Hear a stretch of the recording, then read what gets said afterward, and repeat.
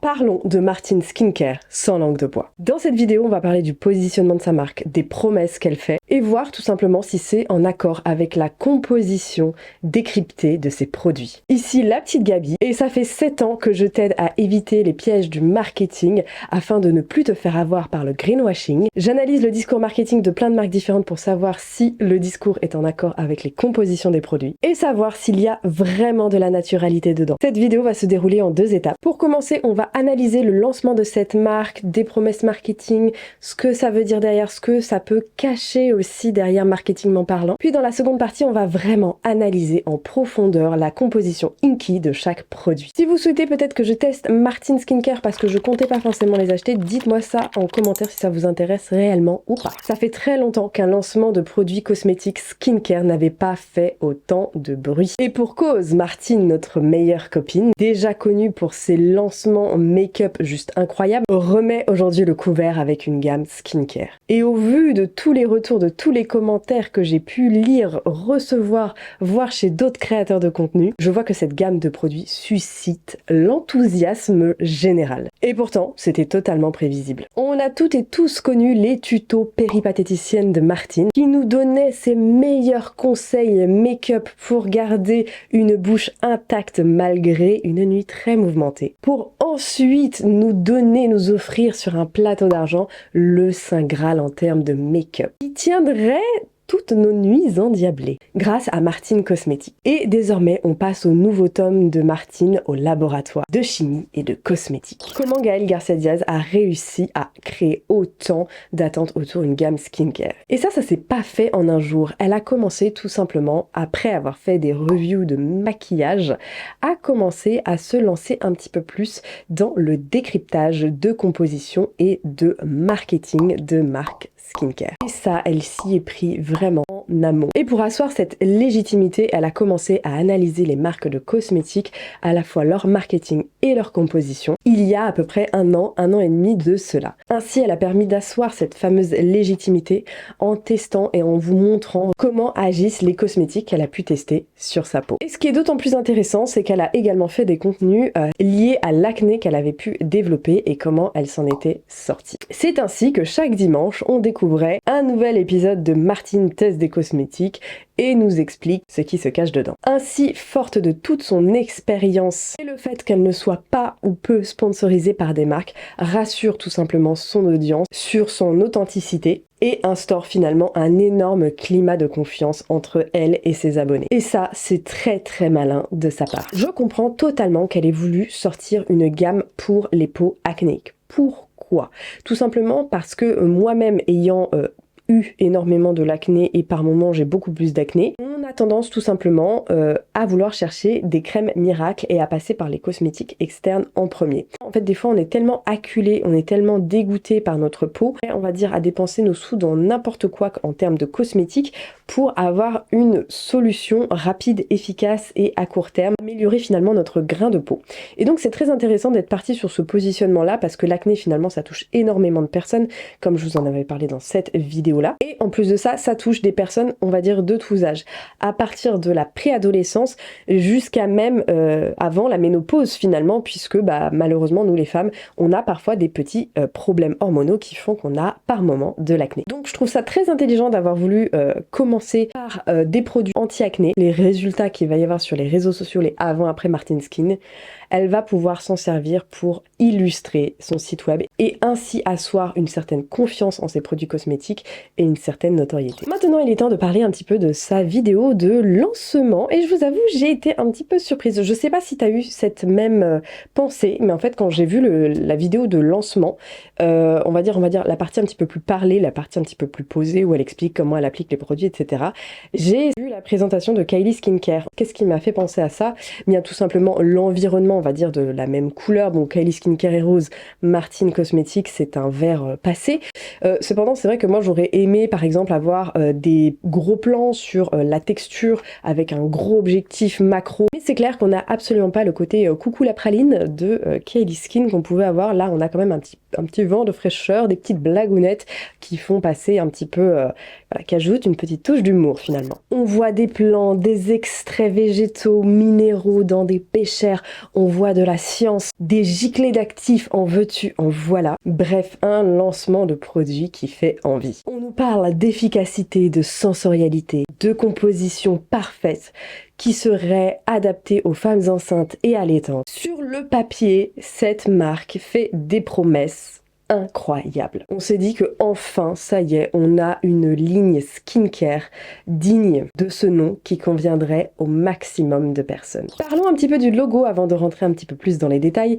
Ce que j'aime beaucoup, c'est que le logo, en fait, donc fait forcément référence au M de Martine, mais avec un petit encadré tout simplement qui reprend le tableau des éléments périodiques de Mendeleïev et finalement qu'on a revu d'ailleurs dans pas mal de marques cosmétiques comme ça qui allient la science et la naturalité, notamment comme Face Theory, c'est quelque chose qu'on a déjà vu chez eux, mais pas seulement, il y a d'autres marques qui le font aussi. Et donc ça ajoute en fait finalement, marketingment parlant, un petit côté scientifique. Pour le code couleur, bien évidemment, on est sur un vert turquoise très passé, en fait forcément qui rappelle entre guillemets un petit peu la naturalité, mais surtout qui est une couleur finalement très neutre en termes de genre, qui peut aussi bien forcément convenir aux femmes comme aux hommes, et ça c'est très intelligent. La police d'écriture des flacons, bien évidemment, on est sur quelque chose finalement pareil, là aussi en termes de genre, on n'est pas sur des lettres cursives avec de l'arrondi, tout ça on va dire très féminin, vraiment sur une police d'écriture très sobre, très basique, presque finalement qui inspire la confiance, qui inspire finalement la science tout simplement,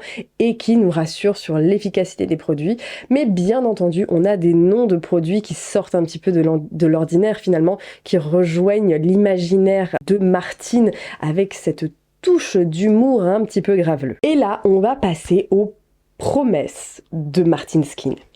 Et alors, la première promesse, c'est qu'on est au minimum à 95% d'ingrédients d'origine naturelle. Et là, j'aimerais vous mettre un petit warning. Si vous pensez qu'un produit est forcément clean en termes de composition lorsque vous voyez un haut pourcentage, par exemple 70, 80, 90% d'origine naturelle, ça peut vous induire en erreur. Pourquoi? Parce que il y a des normes, dont certaines normes ISO, qui vous autorisent lorsque vous créez un produit cosmétique à prendre l'eau, qui est forcément un très grand pourcentage de certains produits cosmétiques, forcément comme les sérums, les crèmes, à entrer en fait ce pourcentage dans la naturalité du produit, puisque l'eau, forcément, c'est naturel. Je dis pas que c'est pas naturel ici, attention, hein. Sachez que certains industriels très mal intentionnés vont afficher un taux de naturalité assez élevé, par exemple 70% d'origine naturelle, mais sachez que les 30 autres pourcents, qui peuvent être tout simplement la partie purement active hors eau dans un produit, peut être tout simplement 100% synthétique. Donc ne vous faites plus avoir. Le terme vegan, quant à lui, c'est très bien que les produits soient vegan. En revanche, le terme vegan ne veut pas dire forcément naturel, puisque le silicone, entre autres,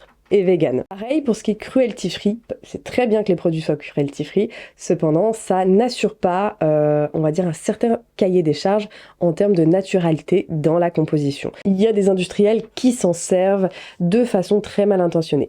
Est-ce que c'est le cas de Martine Skin? C'est ce qu'on verra dans la deuxième partie. Maintenant, Martine nous parle de sa blacklist. Et ça, les blacklists, ça fait longtemps qu'on en voit sur plein de marques skincare. On nous parle de listing key décortiqué, décrypté, de transparence. Alors c'est vrai que moi dans la vidéo, j'aurais adoré voir les listing keys en détail, mais je comprends tout à fait que c'est un petit peu compliqué de passer tout ça en revue dans une vidéo, ça aurait été un petit peu chiant, mais c'est ce qu'on va faire aujourd'hui. Parlons maintenant un petit peu du positionnement prix. Donc la routine en entier coûte environ 200 €. Alors moi je vous avoue que ça m'a fait un petit peu peur, tout simplement parce que lorsqu'on regarde les acteurs sur le marché qui, on va dire, ont un petit peu le même positionnement que Martine, c'est-à-dire la naturalité, la science. Donc parmi eux, il y a Typologie, Face Theory, The Ordinary, et beaucoup de i. On est quand même sur des prix produits qui sont un petit peu inférieurs à ceux de chez Martine et pour des quantités parfois plus importantes. Après, c'est vrai qu'ils ne sont pas forcément frais en France, et donc ça a un coût. Forcément, quand tu as des acteurs qui ont des prix aussi bas, The Ordinary, mais des compositions, d'ailleurs je vous en avais parlé dans cette vidéo, pas forcément top, ou alors Face Theory, pareil, je vous en avais parlé dans cette vidéo, galénique, de la sensorialité qui est pas forcément au rendez-vous. Bon, c'est sûr que, finalement, il y a peut-être moyen de les challenger. Maintenant, passons à l'analyse des compositions. Donc, on va parler du nettoyant aux acides de fruits, donc aux AHA.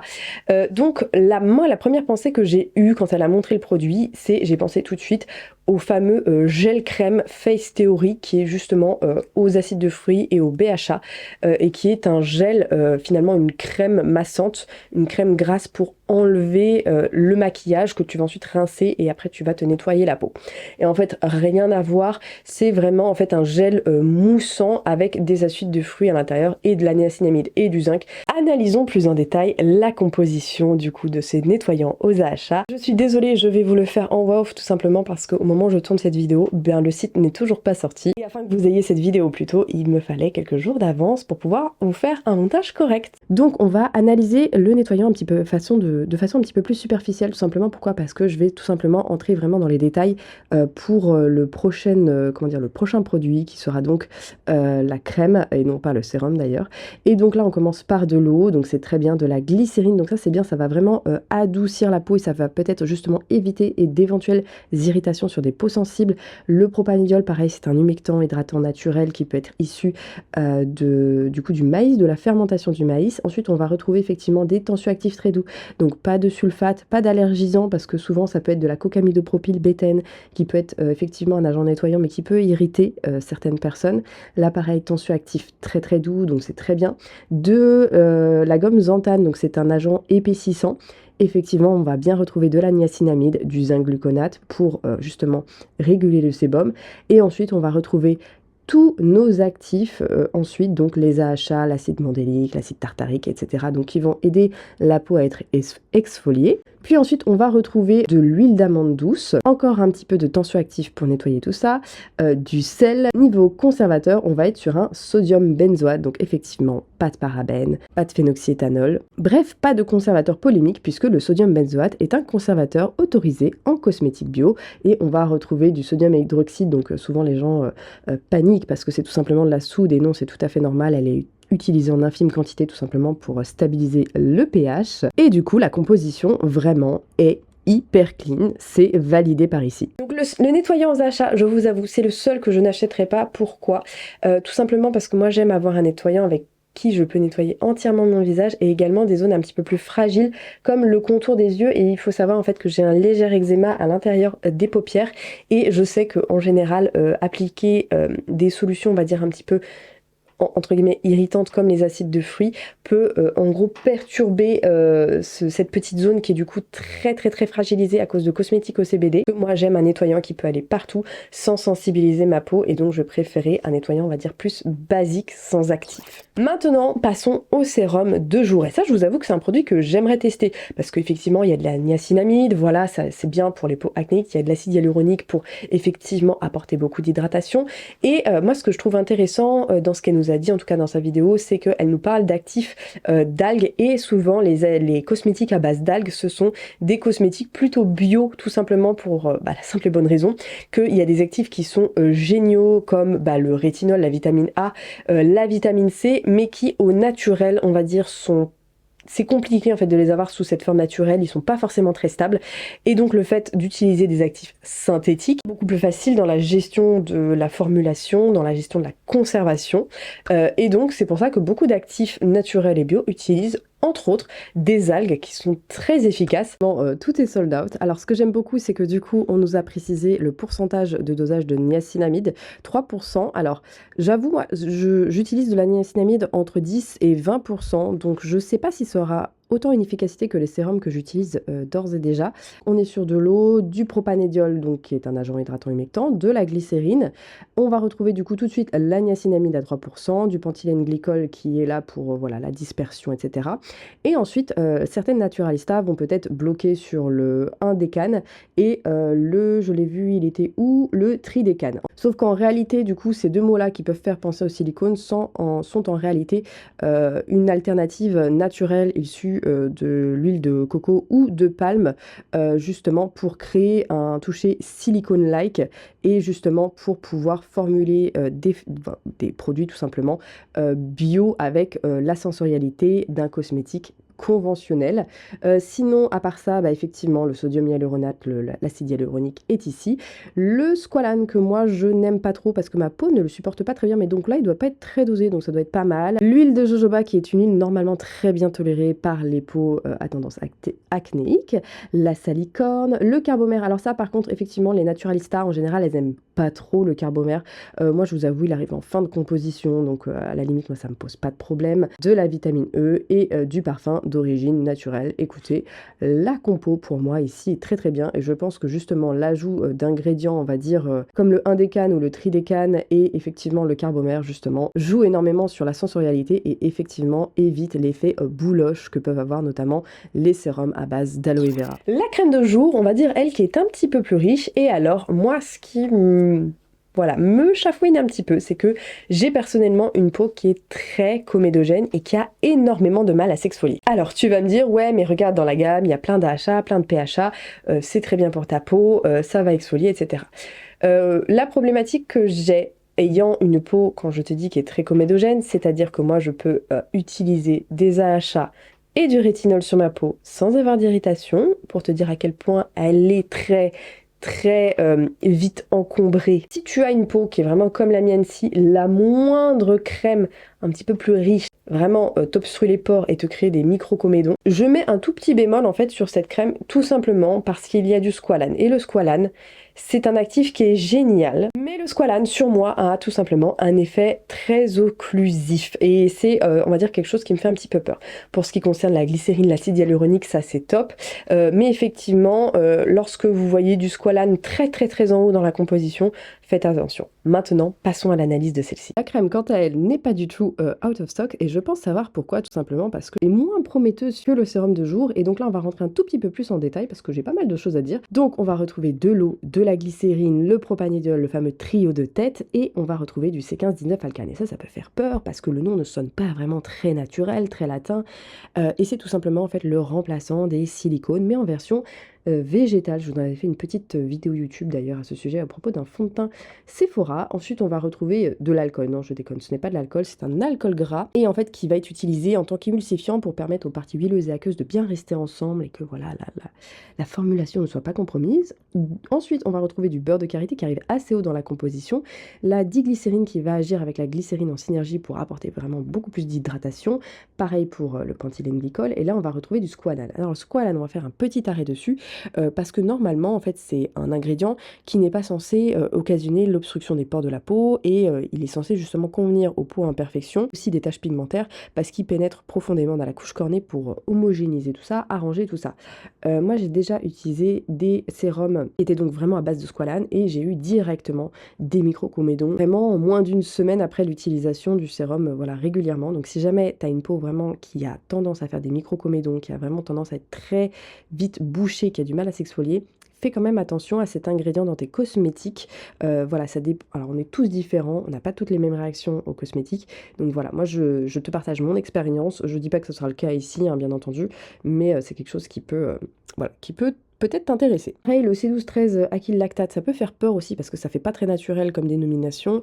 En réalité, elle est à 31% d'origine naturelle et il a énormément de qualité. Ensuite, on va retrouver le sodium hyaluronate qui est très bien, le carbomère. Bon bref, ça c'est un tensioactif qui va être là justement pour aider la formulation à être bien mélangée. Le polyglycéryl est en fait d'une origine végétale. C'est à base soit d'huile de ricin, soit d'huile de coco, soit de l'huile de palme. Glycéryl caprylate, ici il est utilisé en tant qu'agent de conservation. Alors moi ça me perturbe un peu parce que pour moi c'est censé être un émulsifiant ou un agent hydratant et ici il est noté comme un conservateur. D'habitude même dans les cosmétiques bio on retrouve justement plus de conservateurs, même dans les cosmétiques bio avec des tubes airless. Le sodium phytate il est également d'origine naturelle et ensuite on va retrouver du biosaccharide gum et ça si tu fais du DIY tu devrais savoir ce que c'est du Fucosert et en fait il va être utilisé en tant qu'hydratant pour créer un film occlusif qui protège tout simplement de la déshydratation et il va aussi permettre de stimuler le renouvellement cellulaire.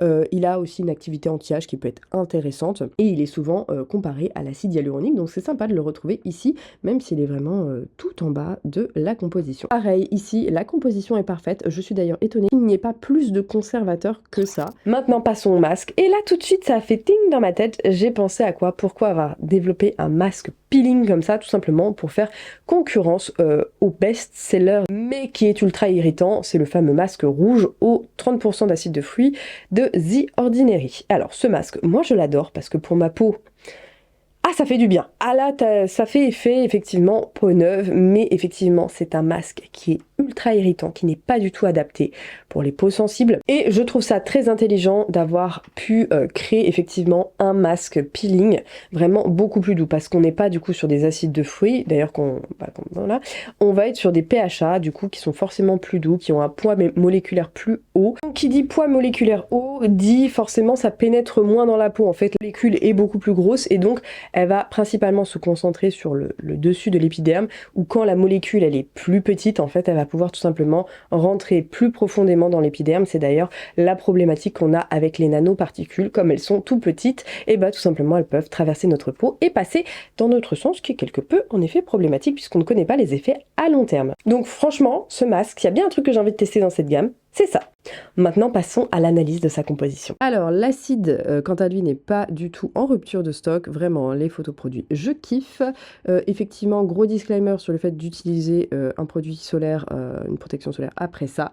Et lorsqu'on regarde la compo, de l'eau, donc la base, effectivement de l'acide lactique qui va être là pour exfolier la peau. Et ce que j'aime beaucoup, c'est qu'on va retrouver tout de suite de l'arginine qui va être ici, qui va agir en tant qu'agent d'entretien de la peau. Ici, ils mettent stabilisant, mais ça peut effectivement aider la peau à mieux tolérer tout ça. L'arginine, c'est un acide aminé essentiel et vous pouvez en prendre du coup en interne pour la peau et vos cheveux. C'est quelque chose d'intéressant en tout cas d'avoir dans ces compositions de compléments capillaires. Ensuite, on va retrouver notre petit duo propanediol glycérine et effectivement les agents exfoliants, les stabilisants, tout ça.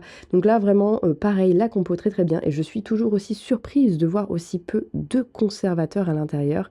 C'est vrai que je m'attendais à avoir du sodium benzoate par-ci par-là et voire même un petit peu d'alcool, mais bon, comme elle nous a dit qu'il n'y avait pas d'alcool, c'est logique, mais vraiment bravo pour le fait qu'il y ait très peu de conservateurs. C'est même étonnant, honnêtement, je suis bluffée.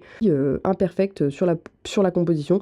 Bon, bien évidemment, le parfum, les peaux qui... Je sais qu'il y a des skincare addicts qui détestent le parfum, même d'origine naturelle, même d'origine synthétique, dans le sens où il y a certaines origines synthétiques de parfums qui sont en fait hypoallergéniques. Mais voilà, moi, ça me dérange pas. Je trouve que, en tout cas, ma peau supporte bien le parfum à l'heure actuelle. Maintenant, parlons du sérum de nuit. Et là, pareil, on est sur un sérum exfoliant, comme on peut le voir d'ailleurs dans, on va dire, chez les marques concurrentes. Et ça, c'est des produits que moi, j'aime beaucoup, tout simplement parce que, du coup, c'est un sérum. Qui dit sérum dit aqueux, dit peu d'huile.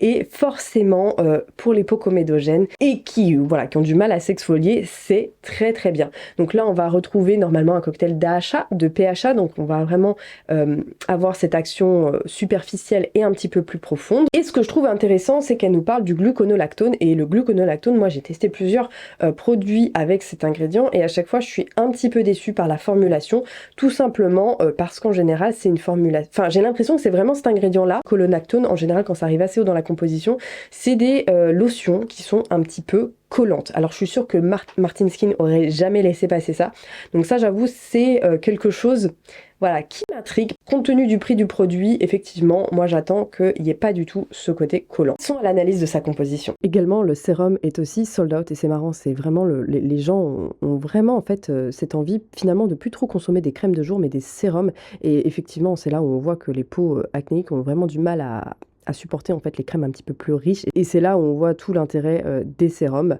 Et donc passons à l'analyse des ingrédients, et là je vais aller assez vite parce que la liste est quand même assez longue. Donc de l'eau, le fameux gluconolactone qui arrive tout en haut de la composition, et ça je vous avoue ça me fait un peu peur parce que moi je vous ai dit toutes les formulations avec du gluconolactone que j'ai testé sont hyper collantes et l'expérience sensorielle est pas hyper agréable. Alors ok, tu dors la nuit, tu touches pas le visage, mais c'est vrai que voilà, t'as ce truc un peu pas foufou. En tout cas, j'espère qu'il sera vraiment bien contrebalancé par le propanediol et la glycérine. Un décane, bon bref, on en a déjà parlé, de la 6, les acides azélaïques, glycoliques, tartariques, lactiques, peu d'huile de coco hydrogénée, le squalane, le sodium PCA qui est un très très bon agent hydratant à avoir dans vos soins skincare ou même haircare. Pour les cheveux, c'est très très bien. Un agent épaississant, la fameuse gomme xanthane, dont je vous ai fait d'ailleurs une curl cream pas chère et ultra fixante sur Instagram. Le tridécane, on en a déjà parlé. Et le pululane, qui est un agent utilisé en fait comme un agent gélifiant tenseur, mais aussi qui peut avoir une action un petit peu filmogène pour retenir l'hydratation. Trouver effectivement en conservateur le fameux sodium benzoate dont je te parlais tout à l'heure. Et là, du coup, ça me choque voilà, beaucoup moins.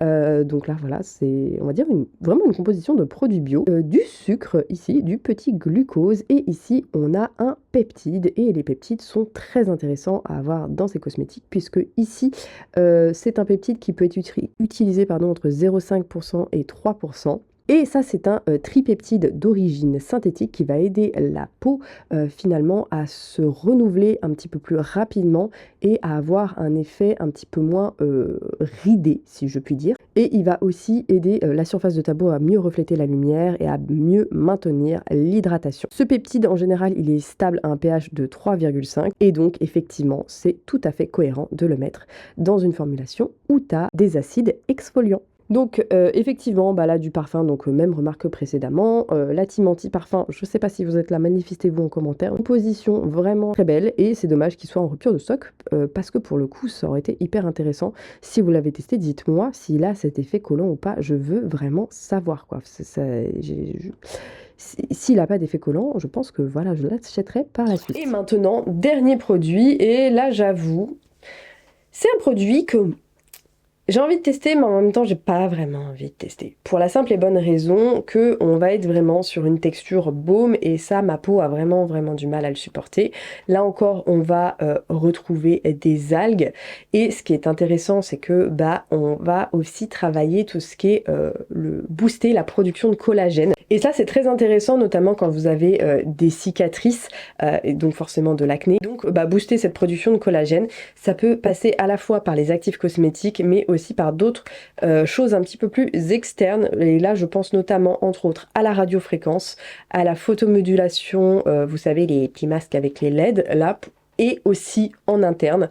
Donc vous pouvez prendre notamment des compléments alimentaires de collagène, de préférence marin. Parce que oui, à partir de 30 ans, la production de collagène, voilà, il s'efface la gueule. Et, ah oui, autre petite raison, j'ai cru comprendre qu'il y avait du beurre de karité à l'intérieur. Alors le beurre de karité, c'est génial dans mes cheveux, mais sur ma peau, si ma peau pourrait le tolérer. C'est pour ça que cette crème masque de nuit, j'aimerais vraiment la tester, mais en même temps, j'ai peur que ça n'aille pas à ma peau qui est quand même, je le rappelle, un poil casse-bonbon. Et oui, on est monétisation friendly aujourd'hui. Du coup, forcément, la crème n'est pas en rupture de stock. Et alors, passons directement aux ingrédients parce que cette vidéo commence à être beaucoup trop longue. Et là, on va retrouver de l'eau et directement du squalane. Donc vraiment pour ce côté riche, réconfortant, effectivement, de la glycérine pour l'hydratation. On va passer très très vite. Effectivement, du beurre de karité comme c'était spécifié. Et là, c'est le drame. Qu'est-ce qu'on voit? Un sulfate, catastrophe. Oui, il y a donc des sulfates dans Martin Skin. Non, je déconne. Donc le sulfate ici, c'est un sulfate de magnésium. C'est un tout petit peu différent. Et en fait, c'est surtout ici utilisé, je pense, comme un agent de texture. C'est-à-dire que ça va épaissir ou désépaissir l'onctuosité, la viscosité finalement de la galénique, finalement de l'épaisseur de la crème. Donc il n'y a pas du tout d'aspect irritant comme on peut le penser avec les sulfates, même si il est catégorisé dans la famille des sulfates. Je pense qu'avec toute cette onctuosité, cette richesse, je pense qu'il est très très bien contrebalancé, donc pas de panique monique. Un petit extrait naturel ici et l'allantoïne. Et l'allantoïne, ça peut être soit d'origine synthétique, soit d'origine animale, dans l'urine des veaux, c'est charmant, oui, bonjour, ou ça peut tout simplement venir du milieu végétal, et là je pense que c'est le cas ici, soit végétal, soit synthétique. Et en fait, l'allantoïne a des propriétés hyper intéressantes. En fait, ça va être anti-irritation, ça va être astringent justement pour les peaux acnéiques, anti-inflammatoire pareil pour les peaux acnéiques, et ça va avoir des vertus cicatrisantes et hydratante. En revanche, l'allantoïne, même si c'est un super actif qui peut être issu du végétal, n'est pas autorisé dans la cosmétique bio, du moins en France. Donc c'est un petit peu dommage. Ensuite, on va retrouver des acides aminés essentiels, etc. Pareil, je suis assez surprise parce que je ne retrouve pas mon petit sodium benzoate, mon petit conservateur. Là aussi, il y a un gros travail qui a été fait sur la conservation, en tout cas en minimisant le maximum de conservateurs. Donc c'est assez bluffant. À mon avis, il ne doit pas y avoir énormément d'eau dans cette formule, ça doit être assez réduit. Il doit y avoir quand même une grande part d'actifs très très riches et d'actifs gras, ce qui fait que du coup la conservation n'en est qu'améliorée, même si on a quand même de l'eau à l'intérieur.